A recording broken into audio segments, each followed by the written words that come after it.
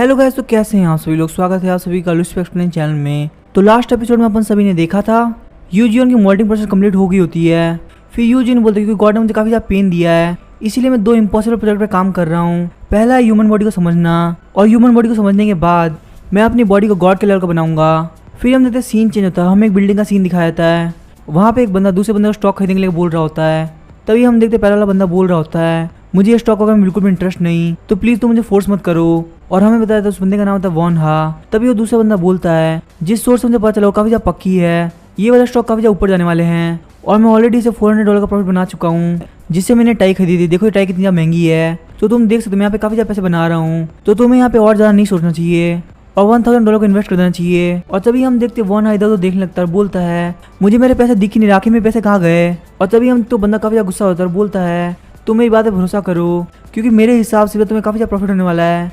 और हम देखते वॉन हा सोच रहा होता है, इस बंदे ने मुझे गॉस मैकेनिक के स्टॉक दिए थे और वो स्टॉक काफी अच्छा परफॉर्म भी कर रहे थे, लेकिन अचानक से वो कंपनी काफी ज्यादा डिक्लाइन करने लगी।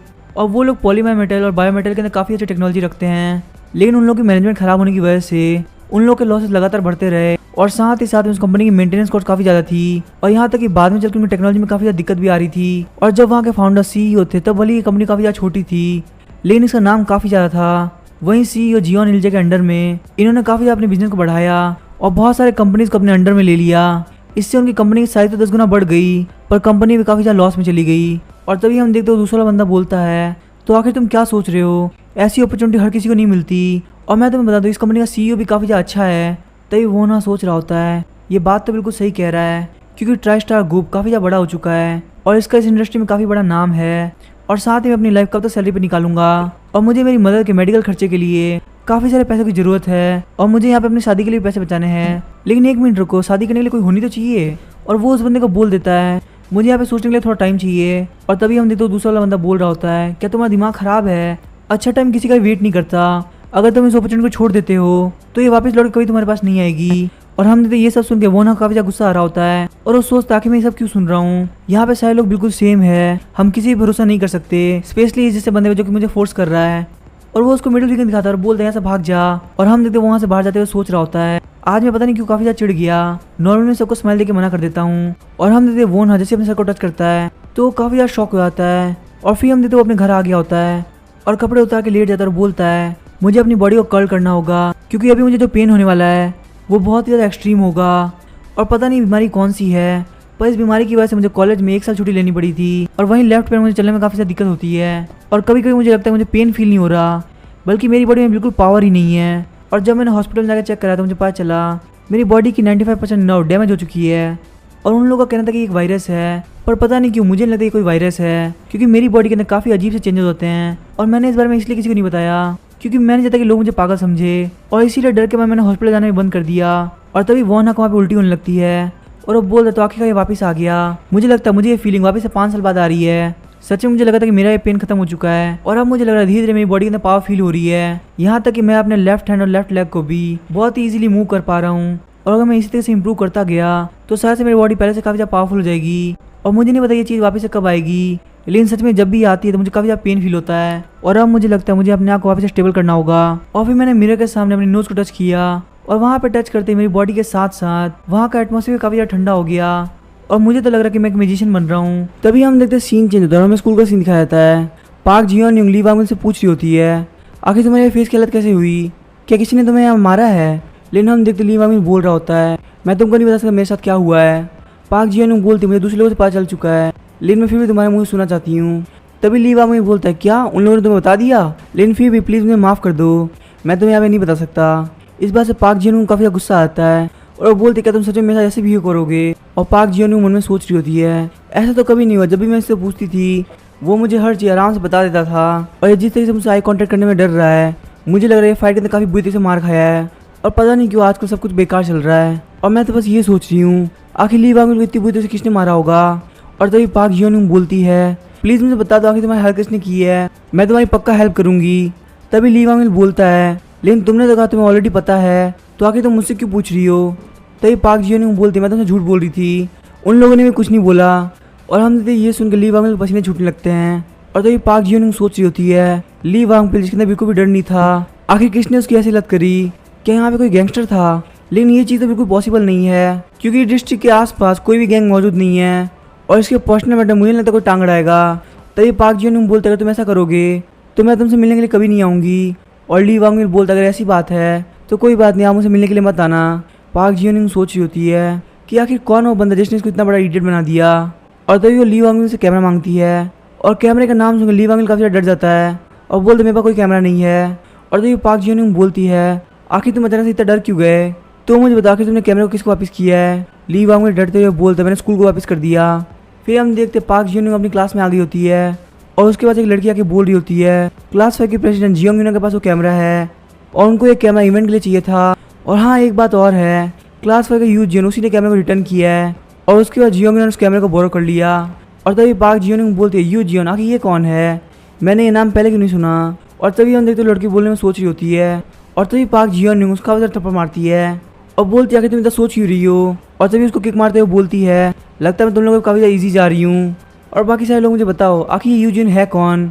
और हम देखते बाकी के लोग भी नहीं बोल रहे होते। और तभी पार्क जियोंग काफ़ी ज़्यादा गुस्सा होती है और बोलती है मुझे यू जियोन के बारे में कल तक सारी इन्फॉर्मेशन चाहिए, उसके फ्रेंड्स, उसकी फैमिली, यहाँ तक उसका फैमिली बैकग्राउंड, मुझे हर चीज़ पता करनी है। फिर हम देखते हमें यू जियोंग को दिखाया जाता है, उसके पास यूशियल आती है और उसको जूस देते हुए बोलती है ओपा आखिर आप कैसे फील कर रहे हैं। और इस बार को पहले से काफ़ी ज़्यादा टाइम लगा। तभी यू जियोंग बोलते मुझे काफ़ी ज़्यादा पेन हो रहा था और लग रहा था जैसे कि मैं मारा जाऊंगा, पर मुझे लग रहा है मैं पहले से काफ़ी ज़्यादा ठीक हो गया हूँ। यूशियल सोच रही यहाँ पे कोई विजिबल चेंजेस तो नहीं है, लेकिन बस इनकी परफ्यूम की स्मेल काफ़ी ज़्यादा बढ़ चुकी है। तभी यूशियल बोलती है ओपा आप कितने स्ट्रॉन्ग हो गए हो।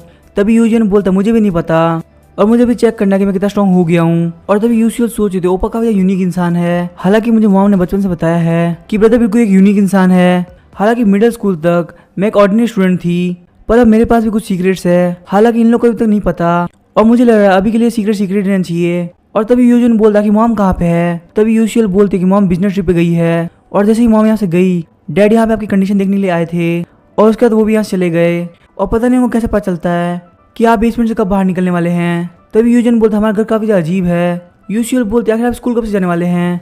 तभी यू जियोंग बोलता है मैं नेक्स्ट वीक से स्कूल जाऊंगा। तभी यूशियल बोलते आप काफ़ी ज़्यादा सेफ रहना और हाँ किसी भी इंसिडेंट में मत फंसना। यू जियोंग बोलता है हाँ मैं भी वही चाहता हूँ। तभी हम देखते हैं वापस से पार्क जियोंग को दिखाया जाता है, जिसके बाद यू जियोंग की इन्फॉर्मेशन आ गई होती है और वो बोलते तो मतलब लास्ट ईयर तक वो गैंगनाम स्कूल में था और किसी इंसिडेंट की वजह से उसको यहाँ पे ट्रांसफर कर दिया गया और उस इंसिडेंट के अंदर उसने 3rd ईयर के बच्चे को मारा था। इसका मतलब ये बंदा कोई नॉर्मल नहीं है, लेकिन अगर जैसे टैलेंटेड इंसान इतना सप्रेस होकर क्यों रह रहा है, क्या कोई और यू जियोंग के बारे में जानता है, क्योंकि मुझे अभी उससे मिलना है। फिर हम सीन चेंज होता है और हमें चा मिनसो के घर का सीन दिखाया जाता है। चा मिनसो के पास यूनियंग पहुंची होती है और वो बोलती चा मिनसो आके तुम कैसी हो। और चा मिनसो बोलते उसने अभी तक रिप्लाई नहीं किया, लेकिन उन्होंने बोला था कि मेरी हेल्प करेगा। और जब यूनियंग देखती है तो यू जियोंग का नंबर होता है और तभी हम देखते यूनियंग सोच रही होती है मैं चा मिनसो से सब कुछ पूछना चाहती थी, पता नहीं इसके और यू जियोंग के बीच में क्या रिलेशनशिप है। और मेरे फादर ने कभी किसी स्टूडेंट के बारे में बात नहीं करी, पर यू जियोंग उसके बारे में हमेशा बात करते रहते हैं और इसलिए मैं बहुत ज़्यादा क्यूरियस हो गई और मैंने उसके बारे में खुद से पता लगाया। मुझे पता चला उसको गैंगनाम स्कूल से बाहर निकाला गया है क्योंकि उसने वहाँ पे 3rd ईयर स्टूडेंट को मारा था। इसका मतलब ये बंदा एक बुली है, पर साथ ही में स्टडीज़ में भी काफ़ी ज़्यादा अच्छा है। पर मेरे फादर को इस बात से कभी दिक्कत ही नहीं हुई, उनको देख के ऐसा लगता कि वो एक कोच है और उनको एक बहुत अच्छा एथलीट मिला है। और मेरे फादर कहने कि वो क्लास 2-5 के अंदर सारे प्रॉब्लम को सॉल्व करता है और मुझे भी नहीं था कि वो प्रॉब्लम को सॉल्व कैसे करता है, लेकिन अगर कोई भी उसकी हेल्प मांगता है तो वो उसकी हेल्प जरूर करता है। और तभी हम देखते यूनियंग बोलते चा मिनसो तुम बिल्कुल टेंशन मत लो, मैं तुम्हारे यहाँ पे जरूर हेल्प लाऊंगी, तो इसीलिए तुम अपने माइंड के अंदर बिल्कुल भी गलत थॉट मत आना। और हम यूनियंग रास्ते में जाते हुए सोच रही होती है चा मिनसो वाले इंसिडेंट की वजह से पार्क जियोंग ने अपने कामों को रोक रखा है और मेरे फादर इन सब चीज़ों को इन्वेस्टिगेट कर रहे हैं, तो पक्का यहाँ पे कुछ ना कुछ तो करेगी। और तभी वो देखती है एक बंदा उसको फॉलो कर रहा है और तभी उसको आगे एक और लड़की दिखती है और वो अपना फोन निकाल के सियोक जी को फोन करने लगती है। और वहाँ साइड वाले बंदे को देख के यूनियंग बोलती है इसको मैंने चा मिनसो घर के बाहर भी देखा था, इसका मतलब डायरेक्टली मेरे को टारगेट कर रहे हैं। और तभी हम देखते पीछे वाला बंदा उसको किडनैप कर लेता है। फिर हम देखते सीन चेंज होता है, हमें यून सियोक जी को दिखाया जाता है। यून सियोक जी सोच रहा होता है ये पार्क जियोंग काफी ज्यादा कमीनी है, ये स्कूल में रहने के बावजूद इतने सारे गलत काम करती है और क्योंकि मैं स्पेशल फोर्सेस में था इसीलिए मुझे इन्वेस्टिगेट करने में बिल्कुल भी दिक्कत नहीं हुई और इतना एविडेंस चा मिनसो को इंसाफ देने के लिए काफी होगा। और हम देखते हैं उन सारी इन्फॉर्मेशन को लेके यून सियोक जी वाइस प्रिंसिपल के पास गए होते हैं और वाइस प्रिंसिपल बोलते तो आपके हिसाब से हमारे स्कूल के स्टूडेंट पार्क जियोंग ने इतने सारे गलत काम कर रखे हैं, बच्चों को इकट्ठा करना, उनसे इलीगल एक्टिविटी कराना, यहाँ तक कि उसने कितने सारे बच्चों को प्रोस्टिट्यूट बना रखा है। यून सियोक जी क्या का दिमाग खराब हो चुका है। और हम देखते इस बात से यून सियोक जी काफी दिमाग खराब होता है, वो बोलते हैं मैं यहाँ पे कोई भी फालतू बात नहीं कर रहा, मेरे पास हर एक चीज का एविडेंस है और यहाँ पे मेरा बहुत सारा फोटोज भी है और मैंने उन सबको खुद वेरीफाई किया है। और तभी वाइस प्रिंसिपल बोलते हैं कि ये ओरिजिनल फाइल है यून सियोक जी बोलते हाँ ये ओरिजिनल फाइल है। और तभी वाइस प्रिंसिपल बोलते आपने इसके बारे में किसी को बताया तो नहीं। यून सियोक जी बोलते आखिर आप ऐसा क्यों पूछ रहे हैं। तभी वाइस प्रिंसिपल बोलते हैं क्योंकि अगर ये बात रिवील हो गई तो यहाँ पे सब कोई दिक्कत में आ जाएगा, जैसे कि प्रिंसिपल, मैं या फिर तुम भी। और तुम्हारे साथ ये सब कब से चल रहा है, लगभग 1 साल से ना। और जब ये सारी चीजें 1 साल से चल रही थी तो आखिर हम यहाँ पे क्या कर रहे थे। और ये सारी चीजें काफी ज्यादा भयंकर हो जाएगी, लोग रोड पर जाएंगे, हमारे खिलाफ नारे लगाने लगेंगे, हमारी स्कूल भी बंद हो जाएगी, हमारी पोस्टें भी छीनी आ सकती है। और आखिर इन सारी चीजों के बाद में कौन से पेरेंट्स अपने बच्चे को स्कूल में भेजेंगे। और जैसे जैसे ये बात बढ़ती जाएगी इसके अंदर पुलिस भी इन्वॉल्व हो जाएगी। और धीरे धीरे जो जो बड़े लोग इसके अंदर शामिल है वो सभी सामने आने लगेंगे, जिसकी वजह से उन बंदों का डायरेक्ट टारगेट हम बन जाएंगे। तो आखिर हम सब ये फालतू काम करेगी क्यों। और हम इस बात से यून सियोक जी काफी ज्यादा गुस्सा आता है और वो बोलते हैं इसका मतलब आप चाहते हैं कि हमारे बच्चे ऐसे बिकते रहे और वो लड़की जो चाहती है वो हमारे बच्चों के साथ सब कुछ कर सके। और तभी वाइस प्रिंसिपल बोलते हैं एक बार ध्यान सोचो, तुम ऐसे खुद के मन से कुछ भी नहीं कर सकते। और तभी यून सियोक जी के पास में यूनियन का फोन आता है और वो फोन को काटते हुए मन में सोच रहे होते हैं डॉटर प्लीज मुझे माफ कर दो, लेकिन मैं अभी के लिए फोन नहीं उठा सकता। और तभी यून सियोक जी बोलते हैं मुझे बताया कि ये इमोशनल मैटर कैसे हो गया। और तभी वाइस प्रिंसिपल बोलते हैं हाँ मैं जानता हूँ काफी बड़ी बात है, लेकिन हमें इस मैटर को काफी अच्छी तरह सॉल्व करना होगा, जिसके लिए मुझे थोड़ा सा टाइम चाहिए होगा। और तभी यून सियोक जी बोलते हैं आपको पता है कि बच्चे काफी ज्यादा बुली हो रहे हैं और यहाँ तक इनको नाइट क्लब में काम कराया जा रहा है। तभी वाइस प्रिंसिपल बोलते हैं कुछ बच्चे ये पैसे के लिए भी करते हैं। यून सियोक जी को और ज्यादा गुस्सा आता है और वो बोलते हैं कि तुम्हारा दिमाग खराब हो चुका है। तभी वाइस प्रिंसिपल बोलते हैं आखिर तुम मुझसे किस टोन में बात करो, क्या तुम्हें नहीं पता मैं तुम्हारा सीनियर हूँ। और तभी यून सियोक जी वाइस प्रिंसिपल डॉक्यूमेंट ले लेता है और बोलता है मैं अपने बच्चों को ऐसे मार खाते हुए नहीं देख सकता, और अगर तुम्हें अपनी पोजीशन की इतनी पड़ी है तो तुम यहीं पड़े रहो, तुम्हें कुछ भी करने की जरूरत नहीं है, क्योंकि मैं यहाँ से सीधे पुलिस स्टेशन जा रहा हूँ और अगर तुम मुझे यहाँ पे रोकना चाहते हो तो रोक के दिखा दो। और तभी वाइस प्रिंसिपल बोलते हैं क्या तुम्हें सच में लगता है कि पुलिस स्टेशन जाने से कुछ ठीक होगा। और तभी यून सियोक जी बोलता है ऐसी बात है तो मैं डायरेक्ट उनके ऑफिस पे पहुंच जाऊंगा, और अगर वो भी ना हो पाए तो मैं मीडिया की हेल्प लूंगा, और अगर मीडिया ने मेरी हेल्प नहीं करी तो मैं ब्लू हाउस के सामने अकेले जाकर प्रोटेस्ट करूंगा, और उसके बाद तुम मेरे सामने आके पोजीशन की बात करना। और हम देखते वाइस प्रिंसिपल सोच रहा होता है लगता है यून सियोक जी काफी बड़ी दिक्कत करने वाला है, मुझे कुछ ना कुछ तो करना ही पड़ेगा। और तभी वाइस प्रिंसिपल किसी को फोन लगा के बोल रहा होता है यून सियोक जी एविडेंस के साथ पुलिस स्टेशन गया है और ये चीज़ काफ़ी रिस्की हो सकती है, तो आखिर अब हमें क्या करना चाहिए। और तभी हम देखते अगला बंदा बोल रहा होता है वाइस प्रिंसिपल आपको बिल्कुल भी टेंशन लेने की जरूरत नहीं, आप जो काम करते हो बस वही काम करो, मैं सबको संभाल लूंगा। और यून सियोक जी सोच रहा होता है मैं यहाँ पे किसी को भी मेरी कमजोरी का फायदा नहीं उठाने दूंगा, क्योंकि आप कभी सही काम करके आगे नहीं बढ़ सकते और ह्यूमन बीइंग की सोसाइटी ऐसे ही काम करती है। तभी हम देखते हैं हमें यून सियोक जी दिखाया जाता है जो कि सोच रहे यहाँ पे काफी बोल्डी बाहर निकल गया, जिनमें यहाँ पे सच में कोई पुलिस स्टेशन नहीं जाने वाला था। और मुझे पता है कमीने सारे लोग एक साथ मिले हुए हैं, तो इसीलिए पुलिस के पास जाने से कोई फायदा नहीं है, और इसीलिए मुझे लगता है चाम को साथ लेने कोई और तरीका ढूंढना पड़ेगा। वैसे यूनियन मेरा फोन क्यों नहीं उठा रही। और तभी हम देखते यून सियोक जी काफी ज्यादा शौक हो जाते हैं, क्योंकि उनको यूनियन के नंबर से एक मैसेज आया होता है जिसमें लिखा होता है जिनसुंग पार्क के कंस्ट्रक्शन साइड में कोई वेट कर रहा है, तो इसीलिए चुपचाप हमारे सारे ओरिजिनल मटेरियल लेके आ जाओ। और हाँ ये बात ध्यान रखना ये मैसेज कहीं भी जाना नहीं चाहिए। और तभी यून सियोक जी सोच रहा होता है डॉक्टर प्लीज मुझे माफ कर दो, मुझे वहाँ पे वो कॉल उठाना चाहिए था। और वो लोग इतने ज़्यादा आगे तक बढ़ चुके हैं, इसका मतलब ये लोग अब नॉर्मल बच्चे नहीं बल्कि गैंगस्टर बन चुके हैं। और अगर ये ओरिजिनल मेटल की बात कर रहा है इसका मतलब पक्का वाइस प्रिंसिपल ने इनको सब कुछ बता दिया है।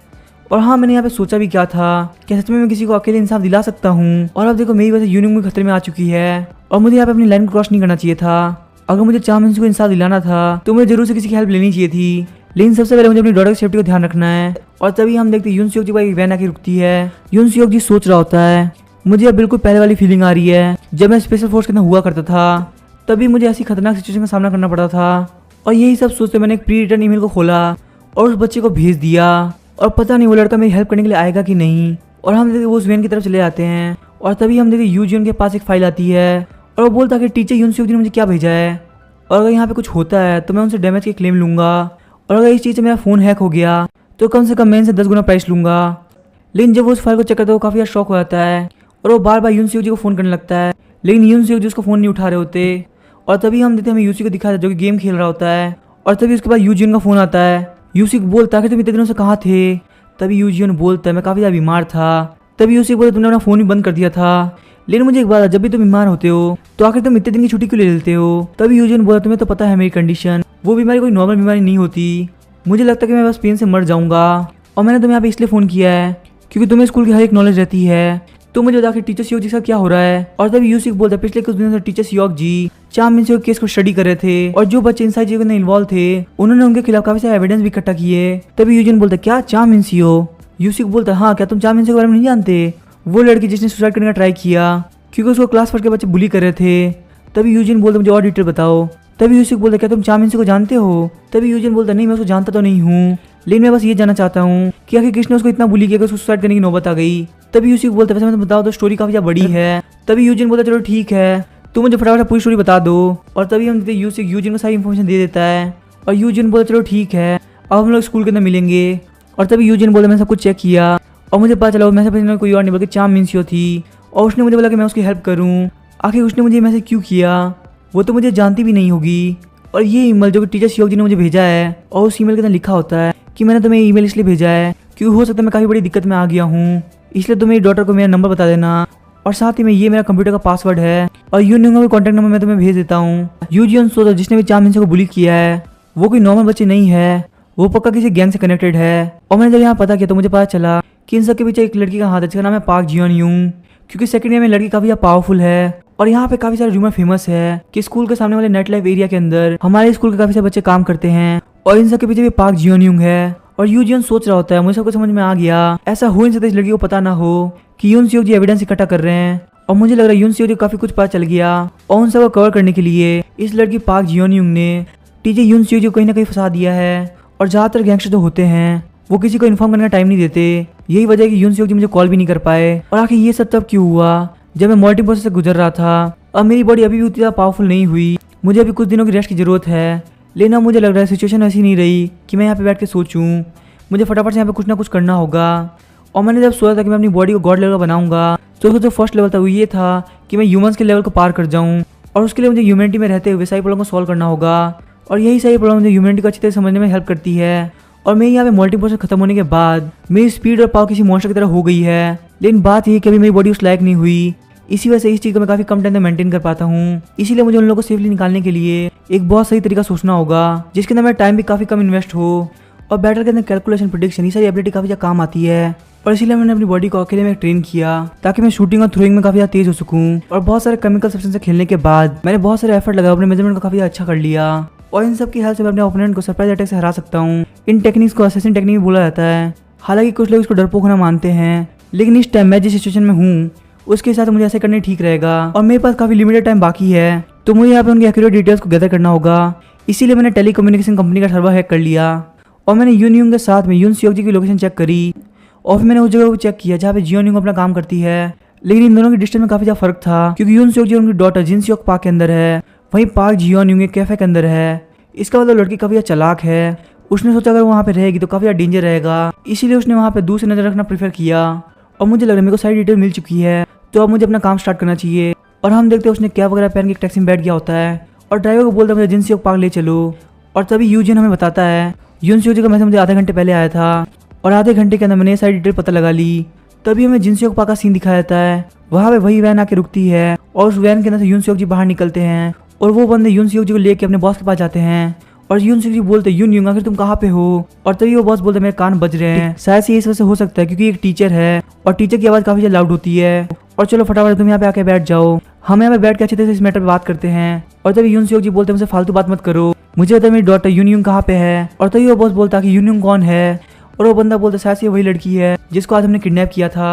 और हम उनकी ये सारी बातें सुन के यून सियोक जी काफ़ी गुस्सा आ रहा होता है। यून सियोक जी सोच रहा होता है कि मैं अंदाजा लगाऊं तो कम से कम यहाँ पे 20 लोग हैं और ये बंदा कोई नॉर्मल गुंडे नहीं है बल्कि ये सारे लोग प्रोफेशनल्स है और मुझे लगता है ये लोग नॉर्मल गुंडे को यूज़ करेंगे। ये बंदा तो काफ़ी ज़्यादा डेंजरस है और मैं यहाँ पे बेवकूफ़ तरह हरकत नहीं कर सकता। सबसे पहले मुझे अपनी डॉटर की कंडीशन को चेक करना होगा। तभी यून सियोक जी बोलते हैं सबसे पहले मुझे मेरी डॉटर को दिखाओ और उसके बाद जो तुम्हें चाहिए वो मैं देने के लिए तैयार हूँ। और तभी वो बॉस बोलता है देखो ये फादर अपनी डॉटर की तरह प्यार करता है। और पहले मुझे लगा था ये सी बेवकूफ़ है, पर ये तो सच में एक नंबर का गधा है क्योंकि ये यहाँ पे अपनी डॉटर के लिए बिना प्रिपरेशन के आ गया। और मुझे लगा तुम एक स्पेशल फोर्स के ऑफिसर हो तो तुम यहाँ पे बहुत कुछ करने वाले हो और वो सारी बातें छोड़ो, तुम यहाँ पे हमारे गेस्ट हो तो हमें तुम्हारे यहाँ पे खातिरदारी करने दो। और बॉस बोलता है इसको इतना मारना कि ये कुछ भी करने के लायक ना बचे। और वो फिर वहाँ पे सारे डॉक्यूमेंट चेक करने लगता है और बोलता है इसने तो काफ़ी सारे एविडेंस इकट्ठा कर रखे हैं। और तभी उन सारे बंदे को रोक देता है और बोलता है टीचर क्या बस इतने डॉक्यूमेंट थे। और तभी यून सियोक जी बोलता तुम्हें तो पता है कि मैं एक बेवकूफ़ हूँ, तो मैं यहाँ पे कुछ फोटो रखना भूल गया।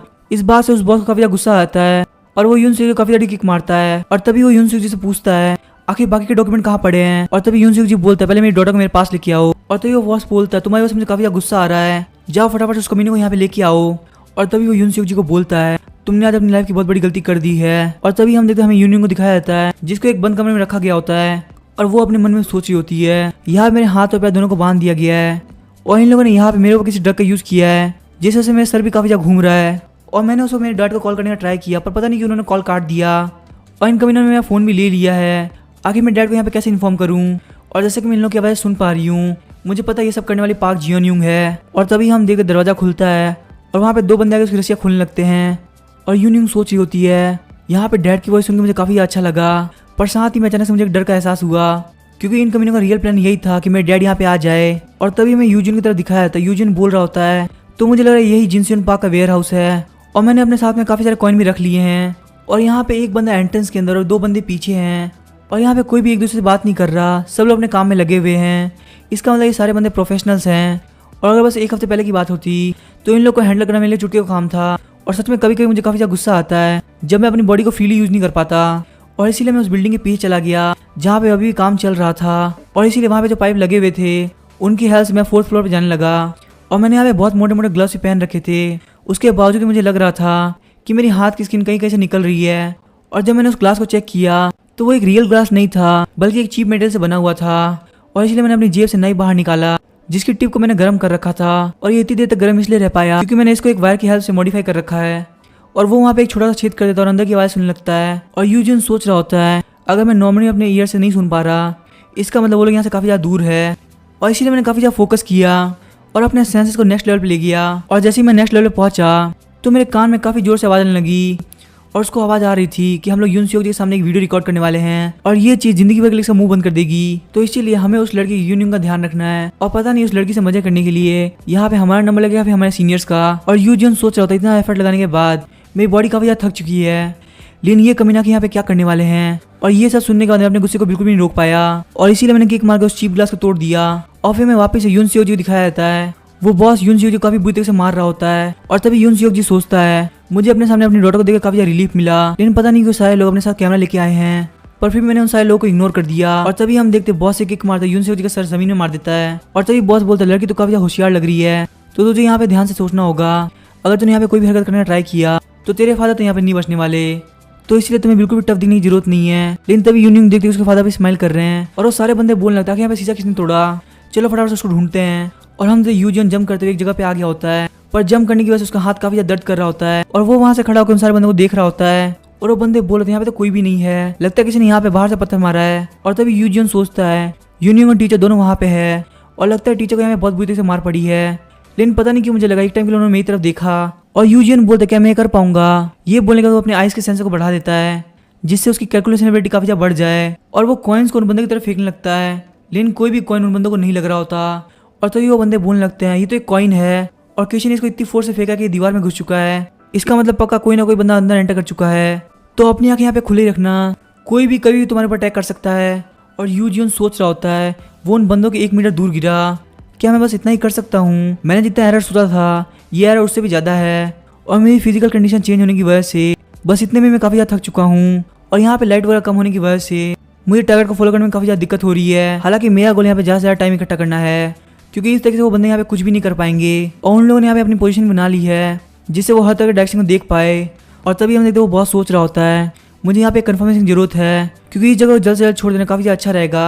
और तभी वो बॉस बोला टीचर क्या तो समझ में आ रहा है, तो यहाँ पे और देख तेरी हालत क्या हो चुकी है, तुझे हमसे बिल्कुल भी पंगा नहीं लेना चाहिए था।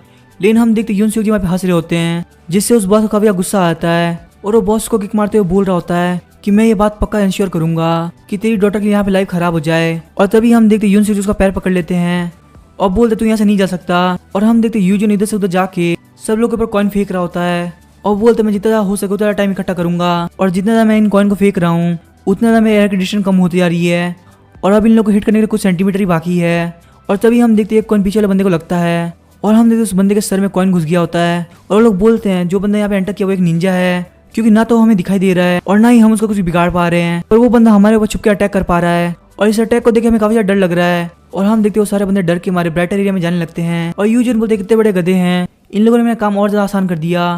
और वैसे भी जब इस बंदे को हिट हुआ तब भी मेरा एरर 1 सेंटीमीटर था, पर अब क्योंकि ये लोग ब्राइट एरिया के अंदर जा रहे हैं इसीलिए मेरा एरर 0% हो जाएगा। और हम यूजिन कॉइन की हेल्प से वहाँ पे सारे बंदों को नॉक किया जा रहा होता है और वो कॉइन जाके किसी गले पे लगता है या फिर किसी के नोज पे या फिर आईज पे। और हम जो बंदा लास्ट में बचा होता है वो डर के मारे भागने लगता है, लेकिन उसके वहाँ तक पहुँचने से पहले ही एक कॉइन उसके भी सर में लग जाता है और वहीं पे गिर जाता है। और उसके साथ वाला बंदा यहाँ से भागने का ट्राई करता है पर उसको भी कॉइन लगता है और वहीं पे गिर जाता है। ये देख के वहाँ से कोई भी जाने का हिम्मत नहीं कर रहा होता और यूजियन सोच रहा था ये मिक्सचर तो होप और डर का है। इन बंदों को होप है अगर वो बाहर निकल जाएंगे तो बच जाएंगे, लेकिन डर है कि वहां तक जाने तक लोग मारे जाएंगे और इसीलिए अब ये लोग डर के मारे यहीं पे आसपास घूमते रहेंगे। और तभी हम देखते एक बंदा अपना डंडा घुमाते हुए बोलता है अगर तेरे अंदर हिम्मत है तो बाहर आके लड़, पीछे से क्या हमारे ऊपर अटैक कर रहा है। लेकिन तभी उसके सिस्टम पे आके कॉइन लगता है और उसका सिस्टम वहीं पे हैंग हो जाता है। और हम देखते वो बहुत सोच रहा होता है इसने मेरे पैर को इतनी जोर से पकड़ रखा है कि मुझे लग रहा है कभी भी टूट जाएगा। और ये लुक जो मैं इसकी फेस पे देख पा रहा हूँ, आखिर इस लुक का मतलब क्या है। अभी थोड़ी देर पहले इतनी मार खाने की वजह से ये वहाँ से हिल भी नहीं पा रहा था और मैंने अपना पैर उसके पास से खींच के वहाँ से भागने का ट्राई किया, लेकिन उस बंदे ने वापस से मेरा पैर पकड़ लिया। और उसके बाद कुछ भी करने के बाद भी मैं उसके हाथ से अपना पैर नहीं छुड़ा पाया। और तभी हम देखते यूनसुक जी उठ के बैठ जाते हैं और उसके एंकल को और जोर से दबाने लगते हैं। और तभी वो बॉस सोच रहा था मैं अपने एंकल को टूटते हुए फील कर पा रहा था और वो बॉस बोलता प्लीज मुझे जाने दो। तभी यूनसुक जी बोलते लेकिन मैं ऐसा क्यों करूंगा, क्या मैं तुम्हें यहाँ पे बताऊँ क्या कि मैंने आर्मी को क्यों छोड़ा। अगर तुम्हें यहाँ पे पता होता कि मैंने आर्मी को क्यों छोड़ा तो तुम ये करने की हिम्मत कभी नहीं करते। और हम देख यूनियन के पास जितने बंदे होते हैं उन सब की हालत काफी ज्यादा खराब हो गई होती है क्योंकि यूजियन लगातार उनको कॉइन से मार रहा होता है। तभी यूनियन सोच रहे मैं ये फील कर सकती हूँ कि यहाँ पे कोई है, लेकिन पता नहीं क्यों वो दिख नहीं रहा है। और डैड ने भी इस बॉस की गर्दन पकड़ रखी है और मैंने चाहती डैड वापस से पहले जैसे हो जाए। मुझे कैसे भी करके डैड के सिंपल है को प्रोटेक्ट करना होगा क्योंकि अगर डैड ने यहाँ पे कुछ कर दिया तो हमारी लाइफ यहाँ पे पूरी तरह से चेंज हो जाएगी। और पार्क जियोनिंग मैं तुम्हें प्रॉमिस करती हूँ मैं तुम्हें यहाँ पे नहीं छोड़ूंगी। और तभी हम देखते उस रूम के अंदर एक बंदा एंटर करता है और बोलता है कि यहाँ पे हो क्या रहा है, ये सारे बंदे जमीन पे क्यों पड़े हुए हैं। तभी हम देखते एक बंदा जो खड़ा होता है वो बोलता है फटाफट से बाहर की तरफ जाओ, सबको बुला के अंदर लेके आओ और साथ ही में एक एम्बुलेंस को भी बुला लेना वरना यहाँ पे सारे लोग मारे जाएंगे। और क्योंकि यूनसुक जी ने उस बॉस की गर्दन पकड़ रखी होती है इसलिए उस बॉस को सांस भी नहीं आ रही होती। यूनसुक जी बोलते क्या तुम जीना चाहते हो, वो बॉस बोलते हैं हाँ प्लीज मुझे छोड़ दो। तभी यूनसुक जी बोलते हैं वैसे मुझे बता तुम मेरी डॉटर के साथ क्या करने वाले थे। और तभी यूनसुक जी सोच रहे होते हैं मैंने इसके एंकल को ऐसा ट्विस्ट किया है कि वो कभी जिंदगी में चल नहीं पाएगा। और तभी वो बॉस अपने हाथ जोड़ लेता है, बोलता है टीचर प्लीज मुझे छोड़ दीजिए, मैं आज के बाद कभी ऐसा नहीं करूंगा। और तभी यूनसुक जिसको थप्पड़ मारते और बोलते हैं क्या इतना सब कुछ करने के बाद तुम्हें लग रहा है कि मैं एक टीचर हूँ। और तभी वो बॉस बोलता है प्लीज टीचर प्लीज मुझे माफ कर दीजिए, मैं इस गैंगस्टर लाइफ को छोड़ दूंगा, कोई अच्छा सा काम करने लगूंगा, प्लीज आप मुझे यहाँ पे मत मारना। और तभी यूनसुक जी बोलते मेरी हालत ऐसे करने के बाद तुम्हें लगता है मैं तुम्हें छोड़ दूंगा। और तभी वो बॉस बोलता है आपको जो भी चाहिए होगा मैं सब करने के लिए तैयार हूँ। और हम यूनसुक जिसको वहाँ पे थप्पड़ मारते और बोलते हैं ये सब करने के लिए ऑलरेडी बहुत ज़्यादा लेट हो चुका है और तुम बिल्कुल ये मत सोचना कि तुम यहाँ पे अकेले मरने वाले हो, यहाँ पे जितने भी बंदे पड़े उनमें से एक भी जिंदा नहीं बचेगा। मैं आज के दिन में यहाँ पे सबको मारने वाला हूँ और उसका तो वाइस प्रिंसिपल जिसने यहाँ पे तुमको भेजा है मैं उसको भी जान से मार दूंगा और मैं तब तक तुम्हें यहाँ पे जिंदा रखूंगा और उसके बाद मैं तुम्हारे हर एक बॉडी पार्ट को काट दूंगा। आखिर तुम्हारी हिम्मत कैसे मेरे डॉटर के ऊपर अटैक करने की, एक बार तुम उस लाइफ को इमेजिन करके देखो। और हम देखते वो बॉस कांप रहा होता है और तभी यूनसुक जी बोलते क्योंकि हमें सारे बंदे डाउन हो चुके हैं और इस बॉस की भी हालत मैंने खराब कर दी है तो मुझे लग रहा है मुझे यूनियन की रस्सियों को खोल देना चाहिए। लेकिन अभी के लिए वो जो करंट कंडीशन के अंदर है उसका वहीं पे रहना ठीक है क्योंकि यहाँ पे मैं जो भी करने वाला हूँ उसका उसकी लाइफ को काफी ज्यादा इम्पैक्ट पड़ेगा। और तभी हम देखते कोई पीछे से आता है और यूनियन के कंधे पे हाथ रखता है और जैसे यूनियन पीछे देखने वाली होती है वो बंदा उसकी मुंडी को वापस सीधे कर देता है। और यूनियन सोच रही होती है इसका मतलब ये जो भी बंदा था वो नहीं चाहता था कि मैं पीछे की तरफ देखूं। और अचानक से वहाँ की सारी लाइट काफी ज्यादा डिम हो गई और मेरे पैर भी यहाँ पे काफी ज्यादा थक चुके हैं, क्या बंदा मुझे वापस से होश बनाएगा। लेकिन हम देखते वो बंदा होता है यूजियन और उसने यूनियन के हाथ की पट्टियों को खोल दिया होता है और तभी उसके हाथ में 2 फोन पकड़ाता है बोलता है अब यहाँ पे सबसे इंपॉर्टेंट रोल तुम्हारा है और मुझे पता तुम इतनी तो होशियार हो कि तुम्हें यहाँ पे क्या करना है।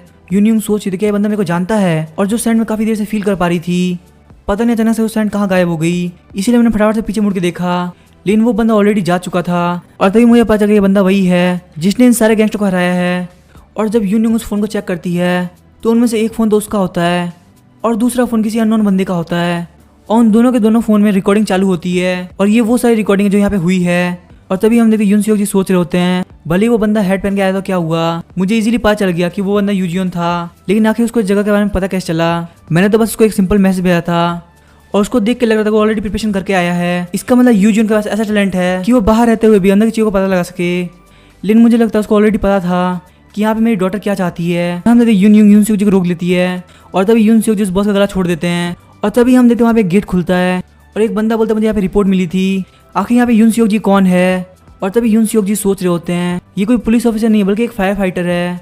और तभी वो फायर फाइटर बोलने लगता है हमको यहाँ पे बोला था कि एक बंदा काफी ज्यादा दिक्कत कर रहा है और उसने यहाँ पे आग भी लगा दी है, तो आखिर वो कमीना बंदा है कहाँ पे। हम देखते थोड़ी देर बाद वहाँ पे काफी सारी एम्बुलेंस आ गई होती है और यूनसुक जी बोलते हैं आखिर तुम हो कौन।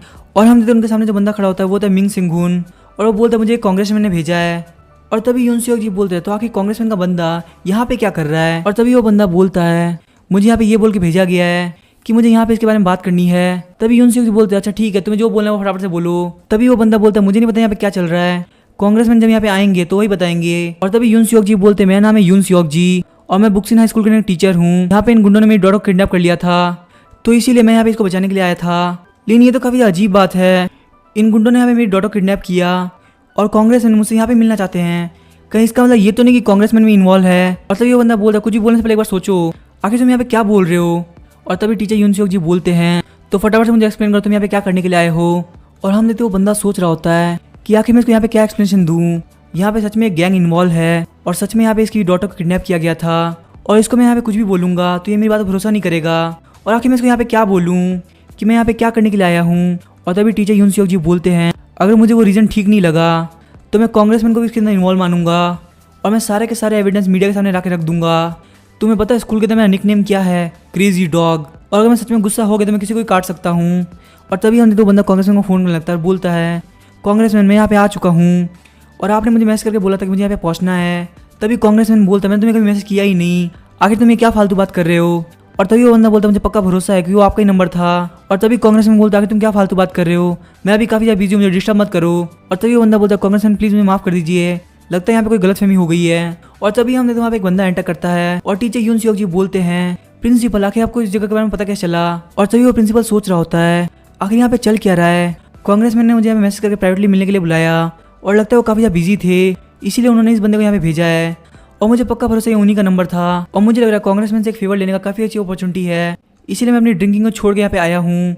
जस्ट मेरे यहाँ पे आने से पहले वाइस प्रिंसिपल ने मुझे कॉल करके सब कुछ बता दिया कि आखिर यहाँ पे क्या क्या चल रहा है। हालांकि मुझे कभी नहीं लगता कि वाइस प्रिंसिपल इस हद तक गिर जाएगा कि वो इतने बड़े मैटर पे कोई काम कराएगा। और अब ये चीज़ बिल्कुल भी सॉल्व करने के लायक नहीं बची। आखिर मैं यहाँ पे करूँ क्या, मैं इस चीज़ को कैसे एक्सप्लेन करूँ।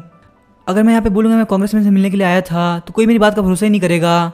और वैसे भी इंसिडेंट काफ़ी ज़्यादा बड़ा है और अगर मुझे इस सिचुएशन से बचना है तो मुझे यहाँ पे टीचर यून सियोग जी का साथ देना होगा। और यहाँ पे दूसरी बात सोचने का कोई सवाल ही नहीं है, बस टीचर यून सियोग जी मेरे साथ हो गए तो मैं इस चीज़ से बच जाऊँगा, भले ही मुझे इसके लिए किसी भी लेवल पर जाना पड़े। और तभी हमें बताया जाता है वाइस प्रिंसिपल और प्रिंसिपल से फाइट करने के लिए यून सियोग जी को फ्यूचर के अंदर काफ़ी ज़्यादा दिक्कत होगी। हालांकि एक बंदे की हेल्प की वजह से उनको यहाँ पे एडवांटेज मिल चुका है और अगर कोई इस एडवांटेज का यूज़ न कर पाए तो वो बंदा सबसे बड़ा गधा है। एक बंदा यहाँ पे और कोई चॉइस बची नहीं है और दूसरा यहाँ पे सब कुछ कवर करना चाहता है। और इन सब चीज़ को सॉल्व करने का तरीका टीचर यून सियोग से जाता है। तभी हमें यूजिन को दिखाता है जो कि कैफे के अंदर आ गया होता है और वो काउंटर पे जाके एक ब्लैक टी मांगता है।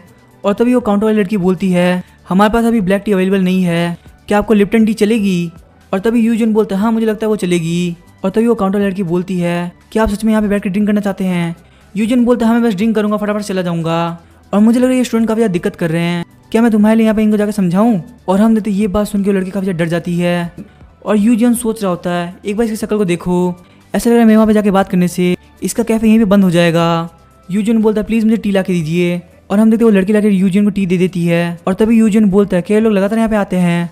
और वो लड़की बोलती है हाँ ये लोग लगातार 2 महीने से आ रहे हैं। और तभी हम देखते वहाँ पे एक बंदा आता है और यूजिन को बोलता है आपसे कोई मिलना चाहता है। तभी यूजिन बोलता है कि वो कौन है। वो बंदा बोलता है जब आप मेरे साथ चलेंगे तो खुद ही पता चलेगा कि वो कौन है। तभी यूजिन बोलता है कि तुम्हें दिखता नहीं कि मैं अभी बात कर रहा हूँ, जब मेरी बात खत्म हो जाएगी तो मैं अपने आप आ जाऊंगा। तभी हम देखते यूजिन के पीछे काफी सारे बंदे आते हैं और तभी यूजिन बोलता है सिस्टर आप बिल्कुल भी टेंशन मत लो, ये लड़के अब यहाँ पे और नहीं आने वाले और आपको बिल्कुल भी टेंशन करने की जरूरत नहीं, आज के बाद आपको बिल्कुल परेशान नहीं करेंगे और आप इन कमीनों को यहाँ पे हैंडल कर ले रही हो, ये बहुत ज़्यादा बड़ी बात है। मुझे लग रहा है आप लोगों को हैंडल करने में काफ़ी अच्छी हो। और तभी हम देखते वो पहले वाले बंदे को पकड़ लेता है और बोलता है चलो चल के देखते हैं कि कौन मेरे से मिलने के लिए मारा जा रहा है। अब इसके क्या होगा हम नेक्स्ट एपिसोड में आएंगे। वीडियो पसंद है चैनल को सब्सक्राइब करके वीडियो को लाइक कर देना। Thank you.